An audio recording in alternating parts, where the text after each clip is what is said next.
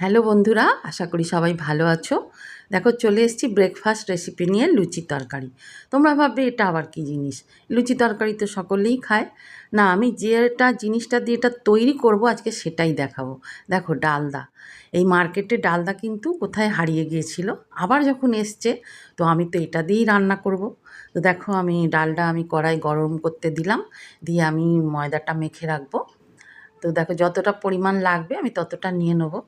ছোটোবেলায় দেখেছি আমার মা জেঠিমাদের এই ডালডা দিয়েই লুচি তৈরি করতে, বা অনেক সময় তরকারিও করেছে এই ডালডা দিয়ে। কিন্তু মাঝখানে ডালডা দেখতে পাচ্ছিলাম না, কিন্তু আবার আমি ডালডা যখন দেখতে পেয়েছি তো খুব ইচ্ছা হলো, ছোটোবেলার কথা মনে পড়লো। তো আমি ডালডা অবশ্যই অনলাইনে কিনেছি, এখনও খোলা বাজারে আমি এটা দেখতে পাইনি। তো আমি এখানে দেখো ময়দা মেখে ডো তৈরি করে আমি লেচি কেটে রেডি করে নেবো। আর ওদিকে আমি ডালটা গরম করতে দিয়েছি, আস্তে আস্তে ডালডাটা গলে যাক। তো দেখো বন্ধুরা, ছোটোবেলায় এই দিয়েই আমরা লুচি খেয়েছি, আমাদের কখনো কিন্তু অ্যাসিড বা এরম কিছু হয়নি। আর আমরা যখন ছোট ছিলাম তখন তো মার্কেটে এই সাদা তেল বা রিফাইন্ড অয়েল আসেনি, আমরা কিন্তু তখন এই ডালডারই লুচি খেয়েছি। আর এতটাই ভালো লাগতো খেতে, ভাজার সময় যতটাই সুগন্ধ, আর রান্নার পরে ততটাই ভালো লাগতো। দেখো আমি ডো তৈরি করে ডালটা গরম হয়ে গেছে, সেটাই আমি ওপরে একটু ছড়িয়ে নিলাম এবং আমি বেলে বেলে সমস্ত ভেজে নিচ্ছি। দেখো একটার পর একটা আমি লুচি ভেজে তুলে নেবো যতটা আমি মেখে রেখেছি। আর আমি সাদা আলুর তরকারি করে রেখেছি, তো সকালবেলা ব্রেকফাস্টটা আমি এটা দিয়েই করে নিচ্ছি। আর এই পুজো এসছে যখন, আমি তো ডালডাই ব্যবহার করব পুজোতে। দেখো অষ্টমী আছে, ষষ্ঠী আছে, এ সমস্ত আমি ডালডারই লুচি তৈরি করব।